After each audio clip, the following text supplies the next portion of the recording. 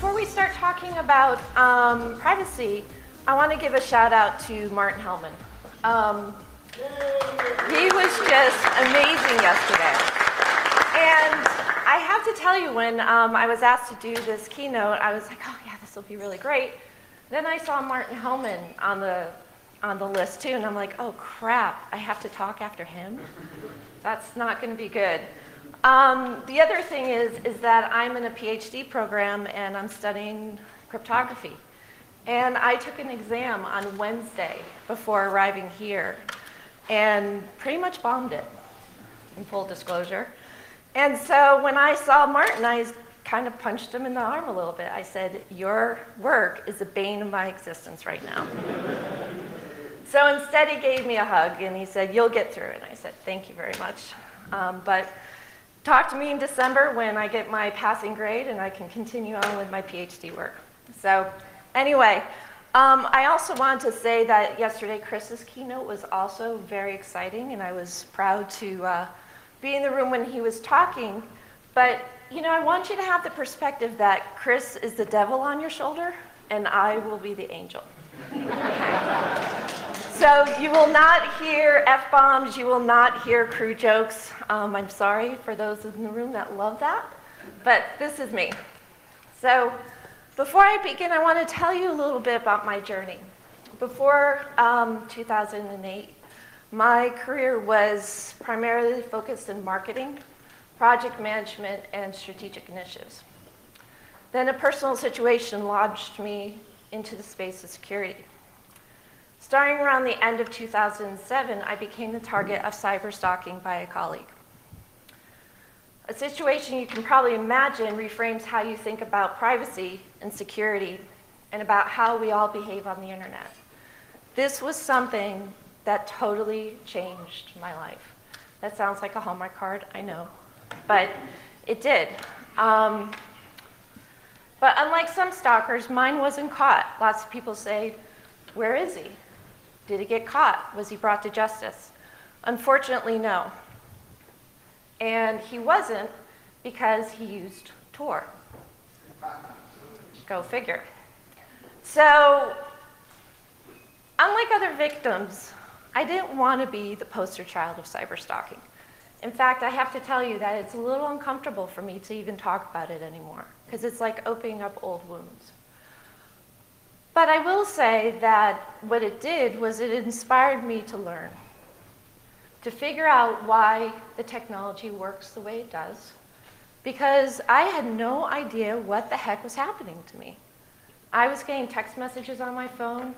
I was being told by law enforcement that they couldn't get him because he was using this magical thing called Tor.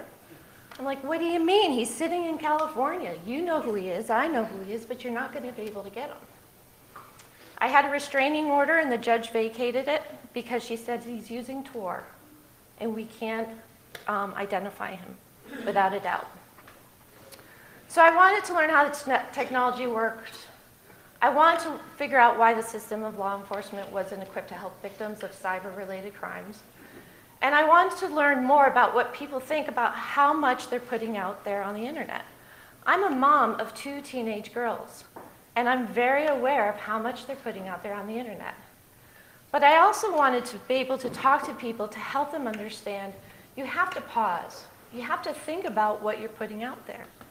Not to scare the crap out of people. I'm sure Chris would use stronger words than that, but not to scare the crap out of people by telling them this horrible story of cyber stalking.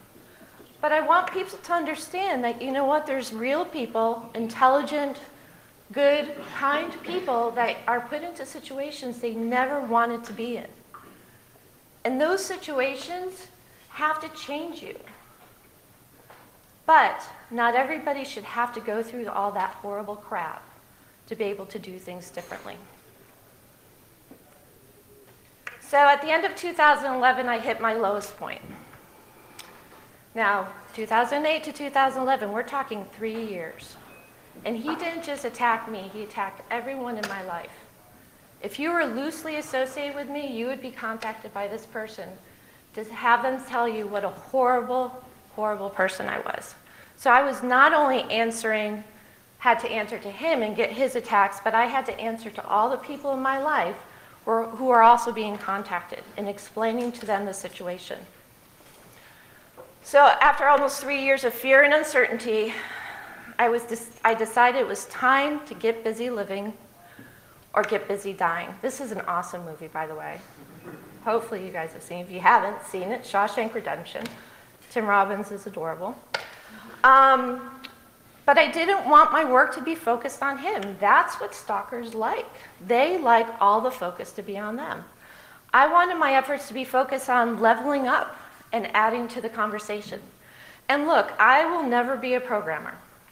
I'm happy with that. And my hat's off to all of you who are programmers, because you create the technology that makes our lives as wonderful as it is today and as secure as it is today. So I thank you for that. But then, in 2012, I was sitting in a conference similar to this, kind of pissed off, because it was a conference on employers against cyberstalking. And I thought, hey, as a marketing professional, I should be up there talking.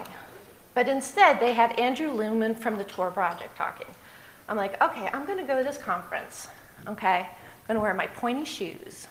And I'm going to sit there, and I'm going to listen to this guy, and then I'm going to go up, and I'm going to punch him in the arm and say, your technology is getting in the way of me having peace in my life and justice in my life. But something happened. Andrew's talking, I'm like, okay. It literally was an epiphany. I went up to him afterwards, and I said, Andrew, I need a job. He's like, what? I said, I don't know if you remember me, but I called you about 2 years ago. And I summarized the situation. He's like, I remember talking to you. I said, good. I need a job. He's like, why? I said, because every time I went to look for a job, my stalker got in the way. And believe it or not, employers are afraid of cyberstalkers. They're afraid on how that's going to come back to them. So he said, what do you do? And I said, well, I do stuff. I'm a project manager. I'm a marketer. I can do whatever you want me to do. I just want to work. And he said, all right, come and write our annual report. I said, fantastic. So I joined the Tor Project, helping with marketing, outreach, fundraising, and dealing with the press. Many people have asked me, how can you work for the technology your stalker used to attack you? Well, my response at first was, I have no idea. They gave me a job. But as I thought about it, I said, why not be around the people who can teach me how to be safe? Why not be around these brilliant, brilliant minds that are working in this space and really passionate about freedom of speech on the internet, passionate about anonymity, and passionate about privacy? Those are the people that I want to be surrounded by and I want to learn from. So I decided to join on. So over the past 2 years, I've had the unique view into the world of anonymity, privacy, and open source technology. Holy cow, what a different beast that is. And how it's all really, really complicated. You know, there's no easy answers. And anybody who sits on one side of the fence or the other regarding the questions of anonymity and privacy on the internet, I think is full of crap. Respectfully. Again, my halo is glowing, hopefully. But I really do, because there are important issues out there in the world that we still don't have answers to. And for anybody to dig their heels in and say, I'm all about, shutting down tools like Tor in order to have all the bad guys in the world, exposed out there, I think is just ridiculous. Because if you shut down Tor, you're shutting down the anonymity and privacy tools for other people who need it to survive. For the journalists working in Syria who are working in environments where if they aren't protected, they could be killed. You are protecting the victims of domestic violence whose husbands or partners are tracking them on a daily basis. You are giving these people hope. So if you take away Tor, yes, maybe you'll get a couple of bad guys, but you know what? Let me tell you, those bad guys, they're motivated. They will go find something else. So many of you already know how Tor works. I'm not going to go into a technical conversation, but I'm happy to if anybody wants to afterwards. But what I want to talk about are some of the experiences I've had at Tor and the questions around privacy. And it's interesting when you're sort of thrusted into the public view of defending rights of privacy and freedom of speech on the internet, all while thinking, wow, the bad guys are out there.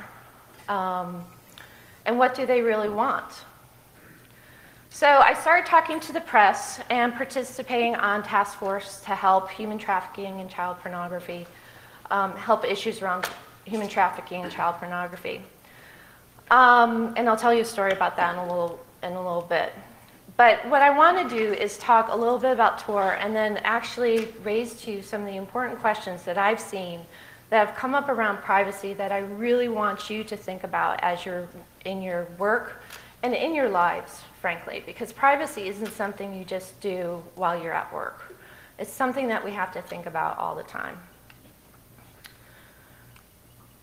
So, my job was to help people understand that our mission of Tor was to build software and to conduct research.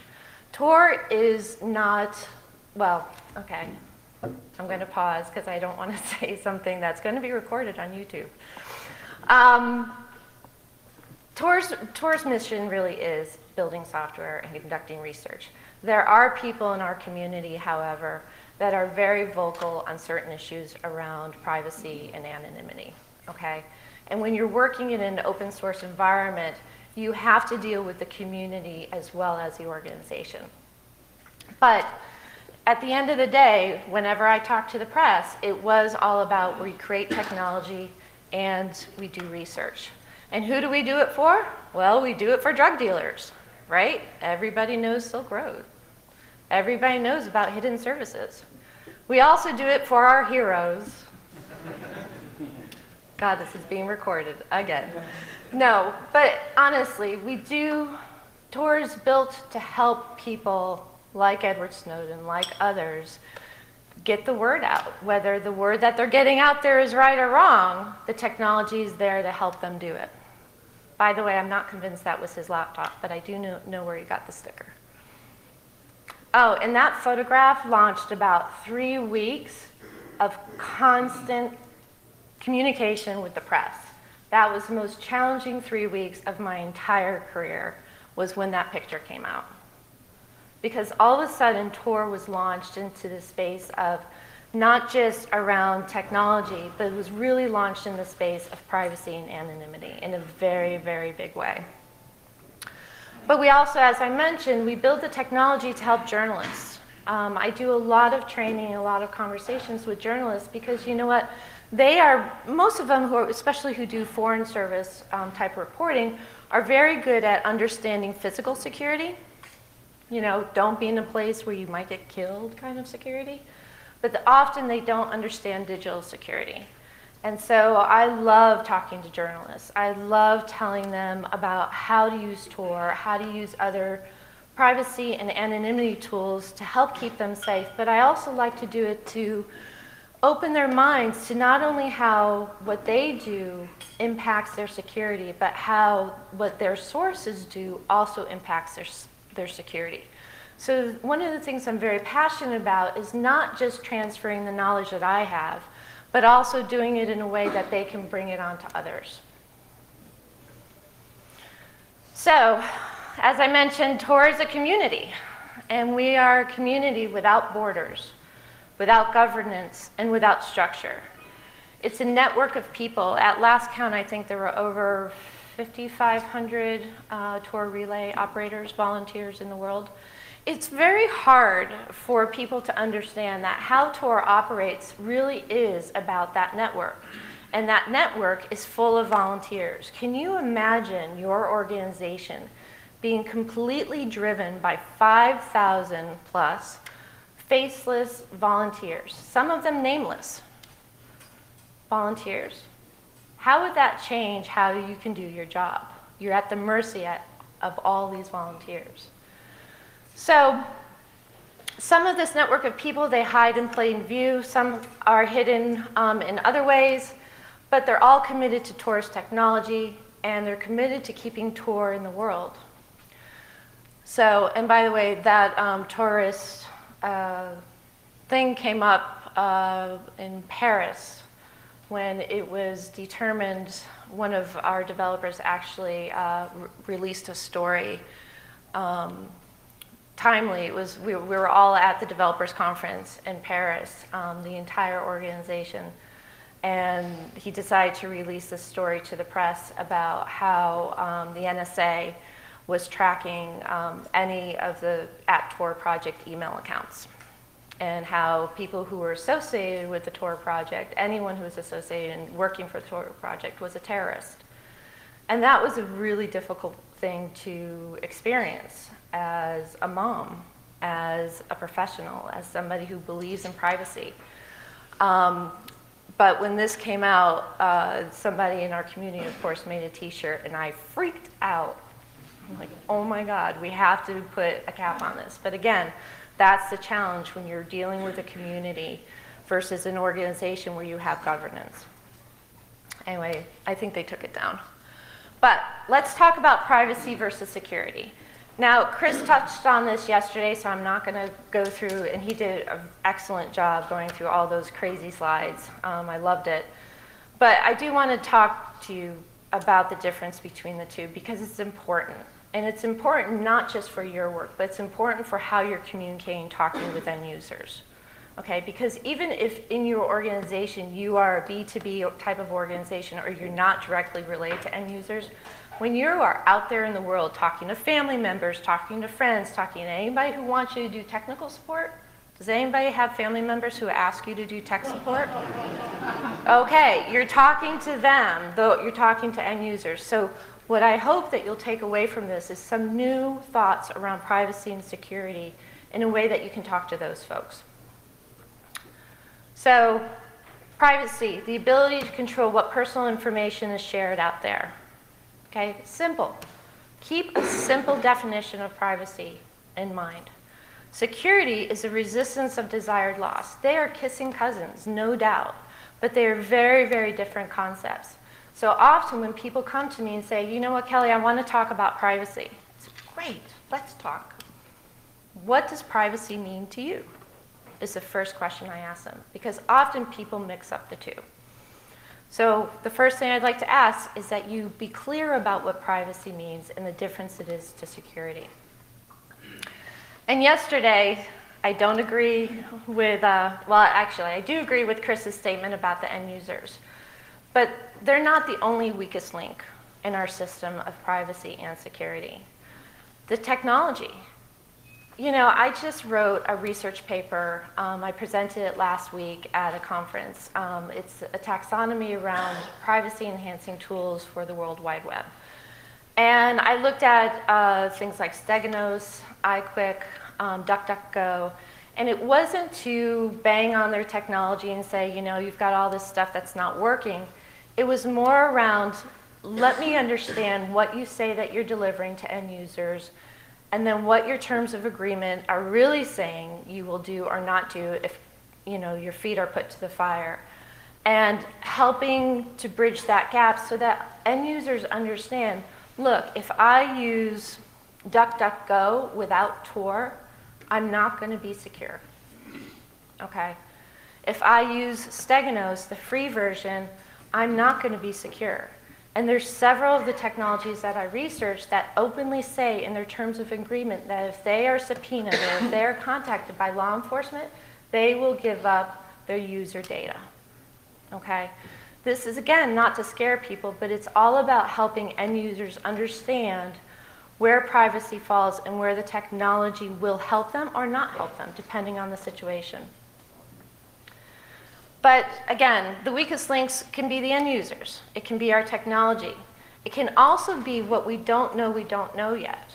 You know, Jesus, 2008, I was really happy in my little marketing space, doing my project management, not worried, just thinking, you know, these magical developers out there will create products that will keep me safe. Then I was kicked out of that mindset, realizing that it's much bigger, and I have to educate myself in order to be safe. And there are far more questions out there than answers. But let's be honest, we are our own worst enemies when it comes to protecting privacy. And I love having debates with people. I love having the conversation. I had a conversation in the speaker's lounge with a gentleman yesterday. I can't see him out there, and I forget his name. We were talking with Jim, and he was telling me about how he keeps himself secure through a burner laptop and some other things. And it was fun because then I asked him questions like, but how did you buy that plane ticket to that island that you went to bring that burner laptop to?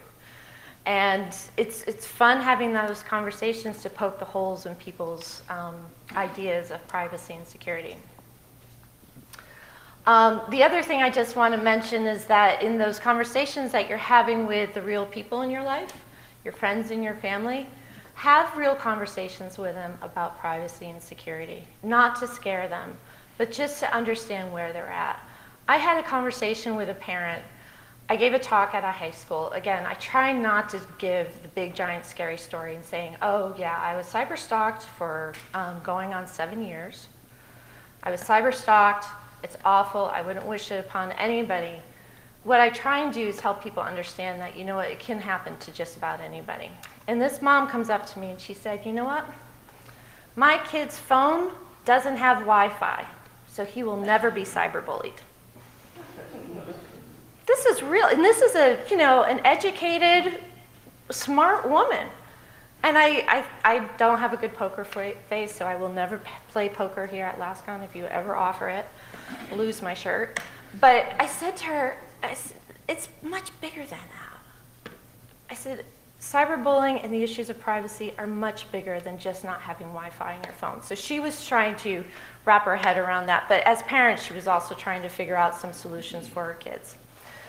But back to the issues of, that I want to talk about in this talk. Have any of you stood next to somebody on a bus or in an airport or something who is on the phone just gabbing away, or sitting at a Starbucks with their laptop right out there in the open?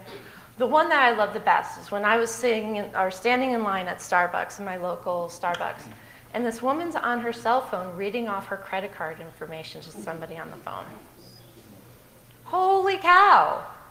We talk about privacy, we talk about wanting security, and yet we've got people walking around on their phones talking to whomever with the world listening.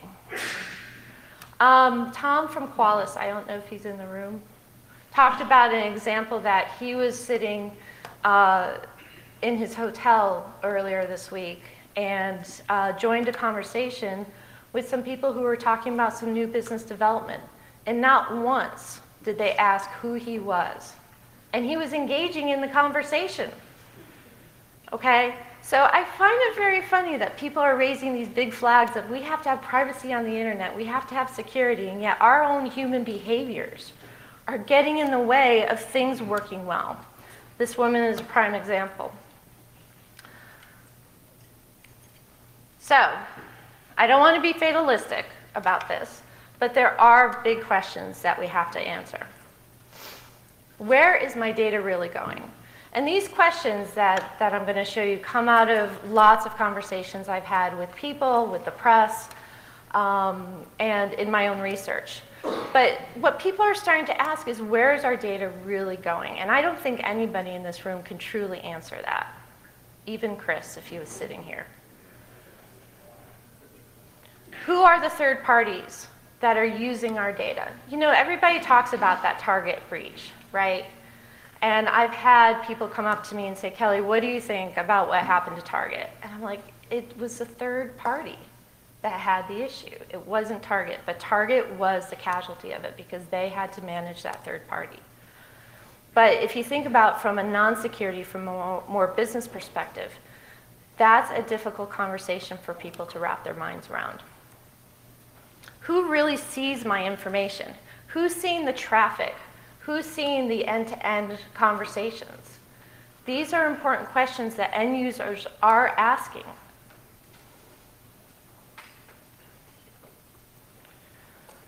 And this is a big one. Oops, I got ahead of myself. What assumptions are being made?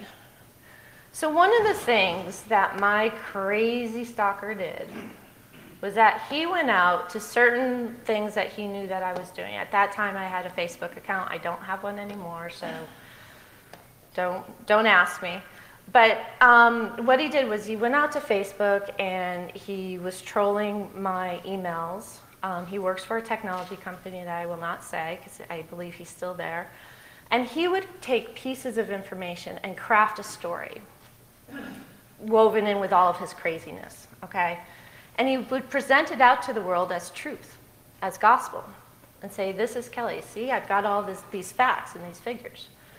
And so people started making assumptions about me, assumptions that I had to dismiss, that I had to fight to counteract. So what people aren't realizing in these issues of privacy and security is that all this data that's being collected about us is not necessarily just in these little buckets. People can make assumptions that may or may not be accurate, and so what are we going to do about that? If somebody were to look at my traffic, and I'm sure the NSA has, based on my work at Tor. In fact, I did have an experience where I saw my cursor doing things without me even touching my own laptop. But, you know, what if somebody looked at my traffic? They would see things like Kelly was researching all of those anonymity tools. They would see things that I flew to Purdue, that I was researching like crazy S-boxes, DES, Diffie-Hellman, and elliptical curves for about 4 weeks straight. But they would also see the things in my personal life that are related to my children, that are not related to my work. So what sorts of assumptions are people going to make about us with all this data out there? Lots of people I talk with say, I don't need Tor. I don't need security tools. I have nothing to hide, so who cares if the NSA or anyone else is looking at my data? And what I say to them is, you know what? You're probably right. You're probably a great person. You have nothing to hide, but you know what? How do you know where it's all going? How do you know who's going to protect it? I want to be able to know that at the end of the day, that what is out there about me on the internet is true and honorable and good. And I can't, because people are also out there making assumptions and invading my privacy and invading my security. So we have to think about this a little bit more. The other example that I give people is that, look, you may have someone in your life who is diagnosed with cancer. And first thing you do, if you have a tragedy like that happens, you go on Google or WebMD, and you start researching, what is this cancer? What is my loved one going to have to face? So all of a sudden, you're now in a bucket by the advertisers around cancer. But it's not you, it's this person over here. So how do we protect ourselves and all of this information that we're putting out there? I do love this sign. So we can't predict with full certainty the privacy concerns of the future, no doubt. There's probably another Edward Snowden situation looming out there. There's probably going to be lots more around cyber stalking, I would imagine. Cyberbullying became hot, and then all of a sudden it's not as much in the news anymore. But we don't know where we're going. But as security professionals, and this is what I'm urging all of you to help me with and help others with, it's to do a better job. And doing a better job means we have to help people understand that anonymity does love company. And I love this slide. I love this slide, slight digression, because when I talk to groups, younger groups in this, no offense to anybody in the room, the first thing I ask is, who is the band? You'd be amazed at how many people do not know who the band is. But what I love about this, and how this, seriously. But what I loved about this, and what I've used it for in other talks actually, especially if I'm talking about cyber stalking, is that my stalker walks around looking like all of you, just a normal person. But the anonymity, the tools that he's using is allowing to hide him and hide his behavior. Vice versa, I get to now use these tools to protect myself. And that's the balancing act that we have to face. So, these are the things. I took out my call to action slide because Chris made it sound like that would be really stupid to have in. So now you're going to get a different flavor of it. So here's what I'm asking all of you to do. First, bring more voices to the table. I understand that many of you have come up the ranks, very hard work, lots of time, lots of education, computer science and technology, coding, hacking your little fingers off. I get it. But you know what? There are people that have not done that, that still have a value to add to the conversation. Bring more voices to the conversation. If you're talking about security and privacy, bring in non-technical people to the conversation. Keep asking important questions even when there might not be any answers. People ask me tough questions all the time, and I'm like, I don't know. Let's talk about it. Let's figure it out. We can't always know what's going to happen in the future. And in the space that we're dealing with security, just look at the evolution over the past 8 years. Holy cow. We would never been able to imagine that we would be in today's environment regarding security and privacy. Align technology and privacy policies with users. It's great.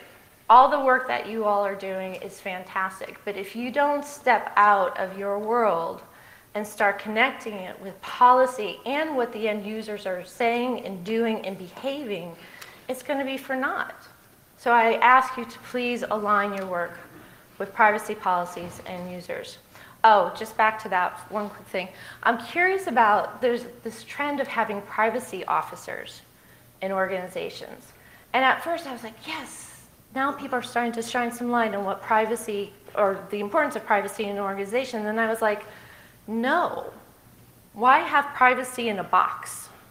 And for me, when I hear about a position like a chief of privacy officer in an organization, it feels like they're putting privacy in the box, like that's their job.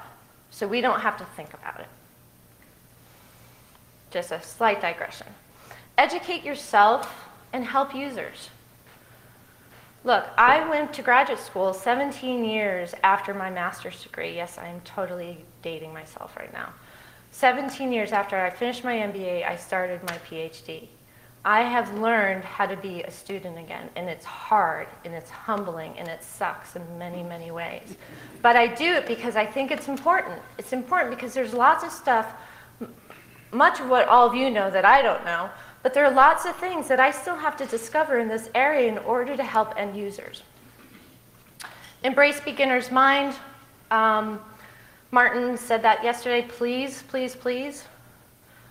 Even though somebody doesn't know how to do a secure password, please don't treat them like an idiot. Okay? If they don't know how to use PGP, which is a wonderful tool, but a bear to teach anybody, please don't treat them like an idiot. Remember, technology is not the enemy or should have the answers, but we do have the responsibilities. Lots of times people would come to me and say, if Tor did not exist, then we would be able to get all the child pornographers in the world. I'm like, great. So I was sitting in a conference similar to this in Washington, D.C., and the head of the International Center for Missing and Exploited Children, Ernie Allen, stood up at the podium and said, banged on the podium and said, you know what? If we didn't have Tor, we wouldn't have child pornographers out there. And then he went on to say, and Tor is a bunch of developers all dressed in black, sitting in a basement, who are afraid to show their faces. So, again, my halo is glowing. So I sat there and listened, and then at the end of the conference, or at the end of his talk, lots of people were talking to him afterwards, and I said, Mr. Allen, I just want to introduce myself. I'm Kelly Masada, and I'm with the Tor project. And he just looked at me, and he said, hi. And I said, do I look like a developer that's been sitting in the basement coding? And he's like, no. I said, then I think we need to have a seat at the table. If you're going to have conversations around how to help the issues of human trafficking and child pornography in our country and talk about it in terms of how technology is facilitating that, I want a seat at the table. I spent 6 months on a task force in Washington, D.C. with about 16 other people, including FBI, Secret Service, lots of other big name organizations down in D.C., helping them to understand that technology is not evil. People can be evil. The technology is amoral, and we have to remember that.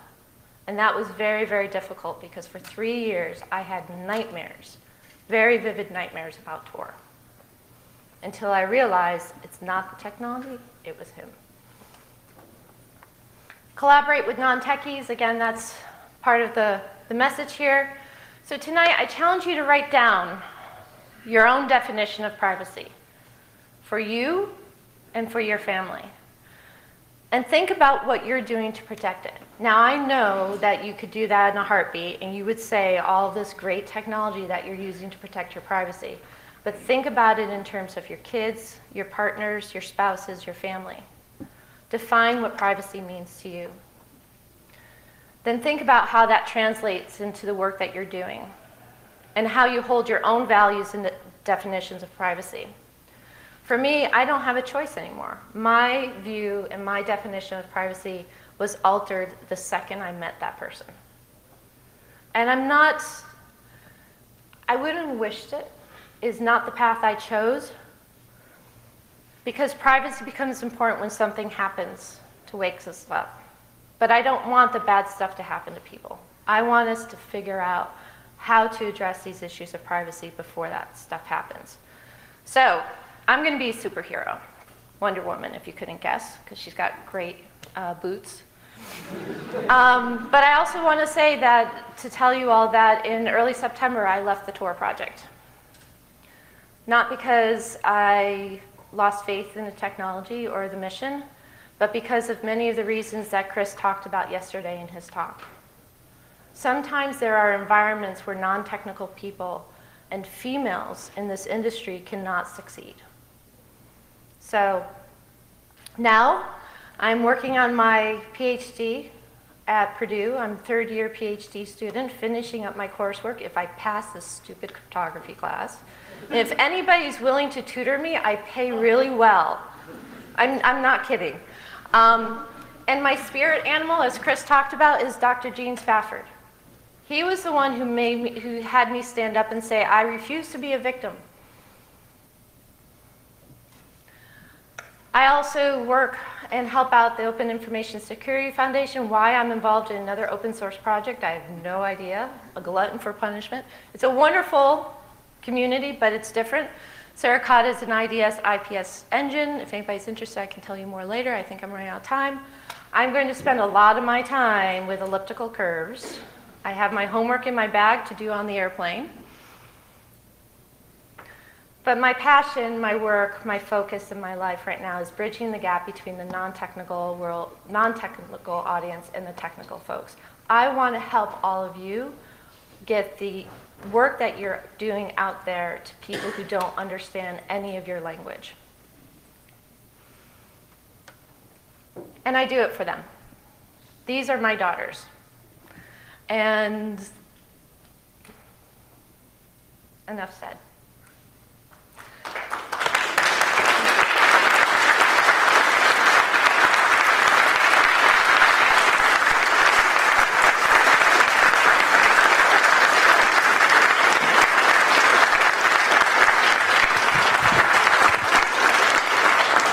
I went over time.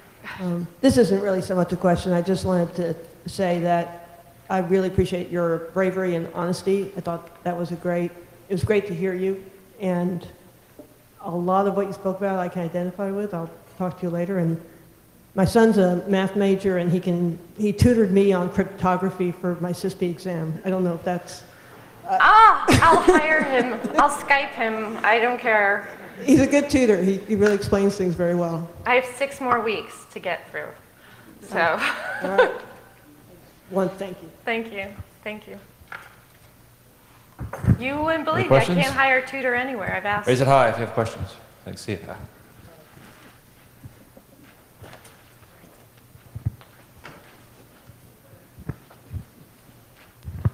I have a question.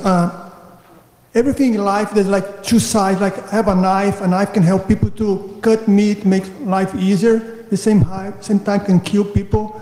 Like I think technology is the same thing. On one side can help people communicate to each other, interact. For instance, like I have a family overseas, I can see immediately picture the family, know what's going on, understand. Used to pay like a few dollars every minute call, not able to see pictures. And everything in life is like these two sides.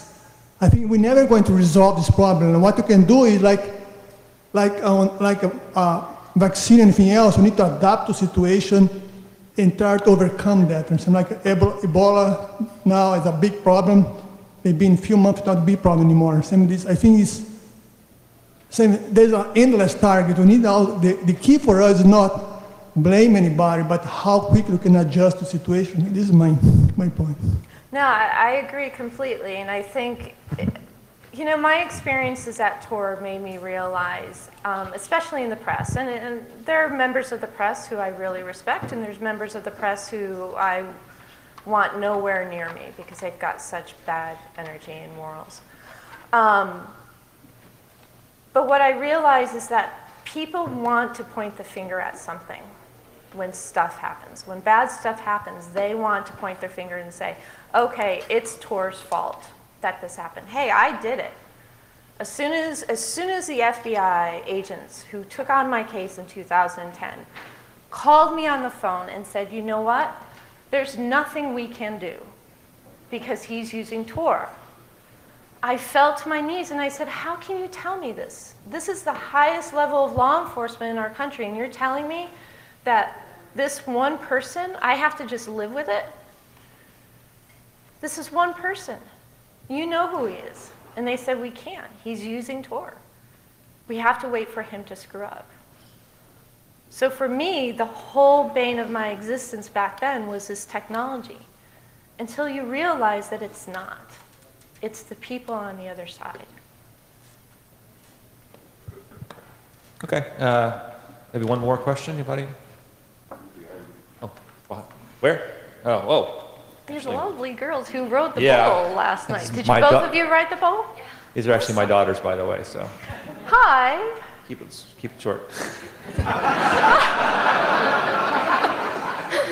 Well, I'm distinctly non-technical, and I like to, I'd like to keep things private because, there are a lot of creeps out there, as you can know just by looking at YouTube comments. I mean, so I was wondering if there were just any simple ways, that, non-technical people like me and my sister and my mother could keep stuff we put out there private and keep our lives private.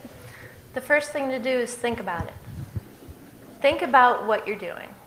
Lots of times, this technology is so easy for us to use, we've become unconscious when we're sending a text message. How many people in this room, I'm going to get to that in one second, how many people in this room have sent a text message that you wish you could get back? The second you hit the send button, you're like, oh crap, I shouldn't have done that. Right? Come on, I know everyone in this room has done that. So even though you're not raising your hand, I know. I'm a mom, I have secret powers. Okay? But you have to think about it before you do it. That's the first layer of privacy and security before the devices. Then think about how you're using your technology. Make sure your geolocators are off. Make sure if you're doing things that you really want to be kept private, use TOR. TOR is easy to use. And you will not be a bad guy if you use TOR, please. Know that you will. I use TOR. My children use TOR. My daughter used TOR to watch Netflix when we were at the TOR developers meeting in Reykjavik. Having the developers helping her, of course, which was odd. But the first level of any privacy is knowing yourself and your own behavior. So do that. And by the way, she's not that untechnical, and I'm kind of ashamed now for being the security guy in the house for having asked this kind of question. That's okay. The shoemaker's children don't wear shoes. I just have kind of a comment.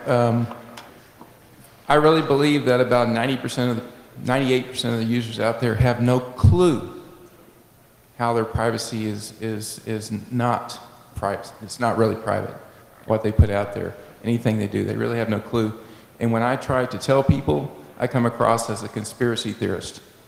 and they just write me off. But it's incredible how much lack of privacy there is. You come across as scary. And this is going to be one of the biggest challenges. I should have had a slide for it. In your work, please try and frame things that they're not scary. I had colleagues of mine at Tor that they would launch a conversation with, let me tell you about all the journalists that I know that have gotten killed because they didn't use Tor. Okay? You can't launch a conversation like that because people are going to be like, I don't want anything to do with it, right? So when you're talking about security, trust me, from somebody who wasn't brought up in this space, the first way to get people to listen to you is to tell them something that's, I don't want to say gentle because that sounds weak, but something that is softened a little bit, okay? When you talk about PGP, do not talk about how ugly and scary it is. Talk about how it can function for them. You probably all remember when passwords first came on the scene in security, right? And everybody had their mother's maiden name, or their birth date, or their dog's name. But today, if you ask general users about their passwords, the majority will say to you, yeah, I've got numbers, I've got special characters, I've got, phrasing. It takes a long time for people to change their behaviors, but when they do, wow. And that's what we have to do with all these other pieces of security. We have to teach users how to do it in a way that is persistent, that's polite, and doesn't scare the pants off of them. I would not put any of the Tor developers in a room with non-technical people. But I can explain Tor in a way that non-technical people can get. Some of it's involving envelopes and pieces of paper and teaching them about the relays in our system. But what I hope all of you will take away also from this is that, you guys can be pretty intimidating. This community can be very intimidating, not only as a non-technical person, but as a woman. And I really urge you to be mindful and aware of that, because we have a lot of value to add to this conversation. We may not be a part of, the process in the way that you want us to be. We do to a certain degree, okay? And the reason why I'm going to challenge you on that is because as a professional, I understand why I have to learn cryptography as a part of this program, right? But I don't understand why I have to calculate XORs. All right? So it's understanding how deep you need to bring users in order to get the message through. Because the whole point is to get the message through. How you get there doesn't really matter. Just get the message through. But I do urge you very, very much to understand it's not because you're scary people, because honestly, this is one of the best audiences and the best conferences I've ever been in, because I felt so welcomed and so at home here with this group. I hope to come back next year, because I want to take all of this and bring it to other security conferences. I personally will not go to RSA, because it's not a comfortable space for me to be in. I hope it will change someday, but as a woman and as a non-technical person, it's a difficult environment to be in. Maybe when I have my PhD, I'll go back and then I have a PhD, don't bug me, shirt or something. So, but anyway, thank you. Thank you, Kelly.